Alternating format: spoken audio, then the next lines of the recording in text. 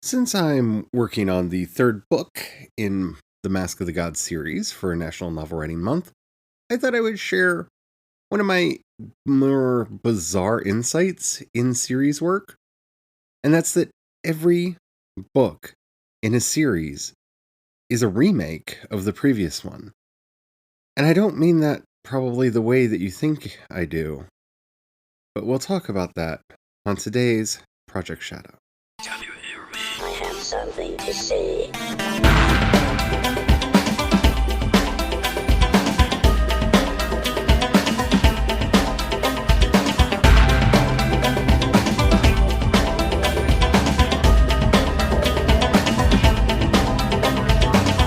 Project Shadow starts now. Hello everyone, how are you doing today? My name's Charlie. You might know me better as sci-fi fantasy writer C.E. Dorset, especially if you're reading my latest book, Crucify My Love, which happens to be book 1 in the Mask of the Gods series. And yeah, book 1, because I'm writing book 3, and book 2 is written and will be coming out early next year. I'm very excited. And then I go do the sci-fi thing for a little bit, and then other projects, and I have so many books I want to write. But yeah, today I want to talk about why I feel like every work in a series is a remake of the previous work. But before we get into all that, if you haven't already, please do take a moment to rate this podcast in whatever app you're listening to me on. It really does help out a lot. It tells the algorithm to share the podcast with more people. The more people that listen, the bigger the community. The bigger the community, the better the chance we get to communicate with each other. And that is, after all, why I do this podcast in the first place. So thank you to everybody who's already done that. So why do I say that every book in a series is a remake of the work that came before it? Because it is. Whether it's because of the time differential between you going back and revisiting those characters, or because it is a book that may encounter an entirely new audience because people don't always start on book 1. That is a thing that happens, and we as creative people need to remember that. When you are going in to making a second, third, fourth, whatever book in a series, you have to realize that you have been tainted by not only your experience writing the previous stories, but maybe reactions you got from beta readers or editors, how maybe fans and readers have reacted to the book, maybe your own reflections on the story after the fact. And so when you go back to write that book, that follow-up, that second, third, whatever, in the series, each time you go back to revisit those characters, that setting, that world, you're not actually going back to the same world that you left behind. You're not going back to the same scenario. You're not going back with the same mindset. And so one of the first things that you have to do is be able to recreate that mindset, that world, that mood, that setting for the readers. And yes, it needs to be familiar enough for those who are coming in from the previous book, but at the same time, it has to be fresh enough that people coming in from that previous book are not going to be like, oh, again? And so when you approach the story, whether you do it consciously or unconsciously, for me, this was an unconscious thing until I started work on Glorify My Name, which is, like I said, is book 3. I kind of noticed this a little bit after I finished writing the second book, but it was even more pronounced when I started work on the third book, because each book in the series adds to the characterization. It adds to the world building. And so by the time I started work on the third book in this series, it was both easier for me to enter the mind of the characters because I have already spent 2 books with them, and in some ways harder because I had all of these thoughts of not only what had happened in the previous 2 books, but what in my mind happened in the interim between books. And so I needed to find an in that would key the characters in such a way that the audience who had just finished Sanctify My Sins would not feel that the characters were in a markedly different place. Because in so many ways, it is a complete and total remake. The characters are not the same people they were in book 1, and they're definitely not the same characters they were in book 2, because the events of those stories changed them. Now, that's important for me to know, but it's also important for me, and thus any creative person who happens to be taking on a task like this, to remember the fundamentals of that character and what made people interested in them in the first place, because those things really shouldn't be able to change, while their attitudes can and should, as well as their knowledge of the world and their understanding of exactly what's going on around them, will evolve over the series. There are certain traits that we have given these characters that they need to hold on to so that they stay recognizable as the characters that they are. And that can be tricky. And that's one of the reasons I have adopted this language that every work is a remake. Because it's not a reboot. If it was a reboot, so much more would change between the characters, the setting, and what have you. Because that's the purpose of a reboot, is to reimagine the characters, the story, and to basically tell the same story again. Now, I will say that for some mystery series that I've absolutely loved, every book is a reboot. Because it's essentially the same story, but reimagined in a slightly different situation. But that's more of a convention of the mystery genre, where, somebody's going to get murdered, and we're going to put the character in this other place, and that's going to cause them to have to act and react and do things differently because of where they're at. Blah, blah, blah, blah, blah.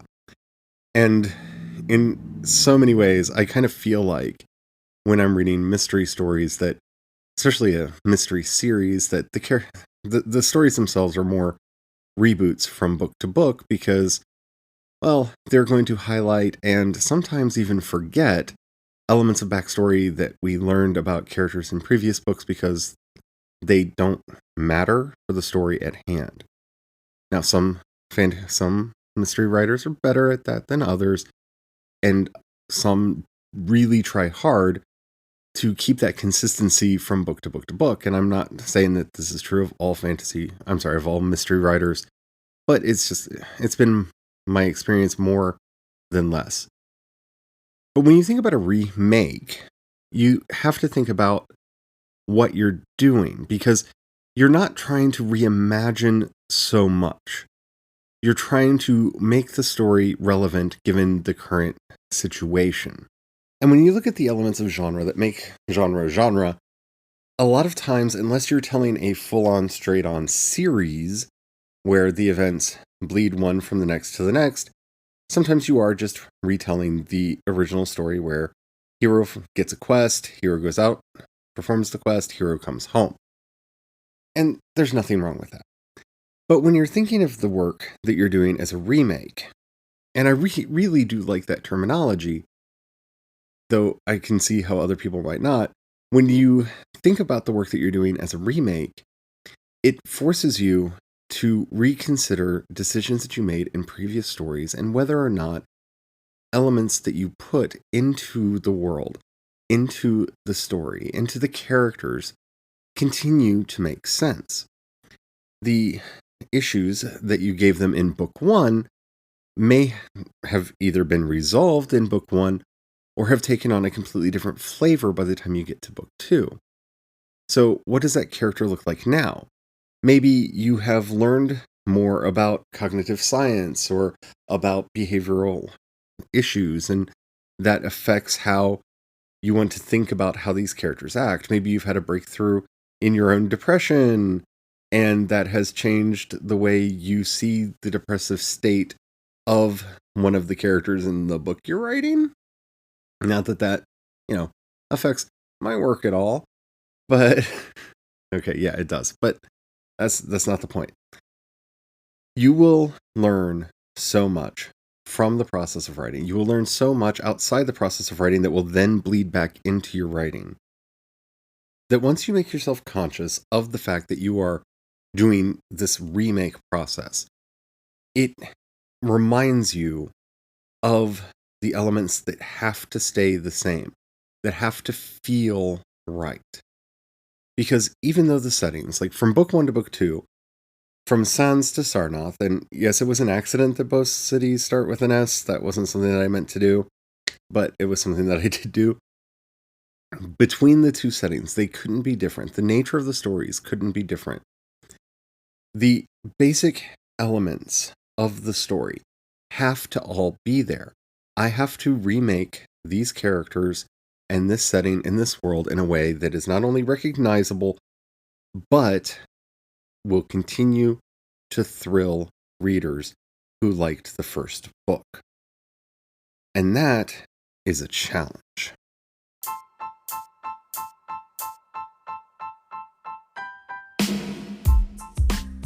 So why is it I can hear the fictitious reader inside of my head say that you like this term remake instead of just simply saying that every book is different? I like the term remake because of what it makes me conscious of during the process of preparing to do a continuation of a series. When, as I've said before, a remake needs to recapture the feel and the look of the previous iteration of it. When you do a remake, as opposed to a reboot, remember, reboots can completely reimagine everything. So you can do a reboot of Hamlet and have Hamlet take place in space, but if you're doing a remake of Hamlet, you may be updating the language so that it's not in that Elizabethan English, so it's a little bit easier to understand for a modern reader, but you're still probably going to make him the Prince of Denmark because you're not completely reimagining the story. You understand what I'm saying? So, in carrying that mindset forward, it puts hard limits on what I'm allowed to do. It also reinforces the importance of what I am doing. The story is changing. The story is evolving. The story is ever growing. But you don't want to get to a place where by the time you get to, say, the 3rd, 4th, or 5th book in a series, it no longer feels recognizable as the series that you had been reading. Because that's one of the things that causes people like me to lose interest. This is why I had a hard time with the Sword of Truth series. By the time you get to, I think, about the 4th book for me, it no longer felt like the series that I had gotten into. The characters had changed. The setting had changed.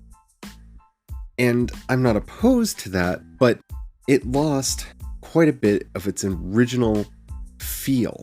It lost too much. It was too different. It was no longer the series that I was interested in, and so I couldn't push myself to keep reading as much as I wanted to. And that's what you have to watch out for. Remakes capture the spirit of the original work. A reboot is allowed to change it as much as it wants. If we're going to keep readers interested in a series that could go on for who knows how long, it needs to maintain certain elements and certain qualities so that each book is recognizable as the series that it is, without becoming, a 1980s television series where everything basically gets reset at the end, and we go on and do the same thing over again in the next episode. It's about finding that sweet spot. It's about finding that hope, that heart, that thing that makes a series what it is. And because I feel that media is sometimes easier to see these things in, because of the high contrast of something existing in video form rather than words on a page, this is where I would go to a series like Deep Space Nine. Deep Space Nine is the same series from episode 1 all the way to the end of season 7. It maintains itself. It maintains its focus. It maintains its feel as a series, even through the events that happen, with Odo finding out who he is and having to deal with that, with the Dominion War and everything that happens there, with the drastic changes that happen to the character of Nog because of his PTSD and his experience in the Dominion War, to the fact that one of our main characters gets recast by dying and coming back because of sexual harassment issues, but that's a whole other podcast. Yeah, it's a show that changes. But the heart of it, the thing that made it what it was, stayed the same through the entire series. You can feel that heart of Deep Space Nine, the core characters, their relationship to each other. Even when they bring in Ezri Dax. While Ezri is a very different character from Jadzia, that relationship that she has with Ben and the other characters is still there, but modified because of the drastic change that has happened to her character. Now you can compare that with, let's just go to Enterprise, where this is also in such high relief. Season 1 of Enterprise was not as popular as they wanted it to be. So they literally rebooted it for the second season. Relationships between the characters changed. Sometimes entire characters were revamped and became very different and almost unrecognizable in personality and in the way they act from the characters that existed before. And they do that again in season 3 and again in season 4. The series, by the time you get to the end, by the time you get to season 4 of Enterprise, Phlox is kind of the same character that we met in the first season. Merryweather a little bit. But all of the other characters have gone through such drastic and dramatic change through the reboot. And the setting itself has gone through such drastic and dramatic changes through each of the successive season reboots that it's not the same show. It's not the same series that it started out with. And that is a fairly jarring experience. Now, for Enterprise, that's an experience that unfortunately worked too late because season 4 is the best season. They finally figured out what the show should have been by the time you get to season 4. But it hadn't attracted an audience and it ended up being the last season. And then you get that really horrible final episode. But we won't talk about that. As series finales go, wow, that was a bad one. But you can, if you've ever seen either of those series, and since my Star Trek episodes are as popular as they are with y'all, I have a feeling that a lot of the people listening to me have seen at least some of those different Star Trek series. You can see what I'm talking about. Every episode of Deep Space Nine is a remake, even when they're making these drastic changes to the characters. While Odo goes through a lot of very dramatic character changes from season 1 through season 7, the core of what makes Odo Odo, his desire for order, his lack of comfort in social environments and what have you, don't change. Odo is recognizably Odo, Kira is recognizably Kira. All of the characters are recognizable and are further developed versions of the characters from earlier seasons. They kept that thing that was their heart. And that's what all remakes have to do. And that's why I like that term. Reboot could be anything. Reboot can take characters and, for goodness sakes, there's a comic book running right now that turned Batman into a vampire and Joker into Van Helsing because they could, and they're doing that. But that's not a remake. They can diverge from who the characters are in that circumstance, and so they can make characters that are marginally recognizable as the characters that we're used to. But you and I, as we work on our series, because let's face it, we're all working on series because series are what people are into, and let's be honest, series are what we are into. So that's what we're doing. So keep track of the heart of each of your characters. Keep track of what it is that makes you love each and every one of your characters. And no matter how much change they go through, that needs to remain. That needs to stay there and be a constant part of them so that the world and the characters will be recognizable, and you won't accidentally lose your audience, because through character development, you took the characters and the setting into a different place than people originally signed up for, and they no longer care. I hope you enjoyed this episode. If you did and you haven't already, please take a moment to rate it in whatever app you're listening to me on. It really does help out a lot. If you have any questions, comments, or topics you'd like to hear discussed on the show, especially if you're doing National Novel Writing Month and you would like to have your experience included in our weekly Friday NaNoWriMo recap wrap-up episodes, you can go to the show notes, click on the voice message link, and leave me a voice message. Keep it short, keep it clean, so I can use it on the show. I would love to hear from you, and I would really love to include your stories in with my own.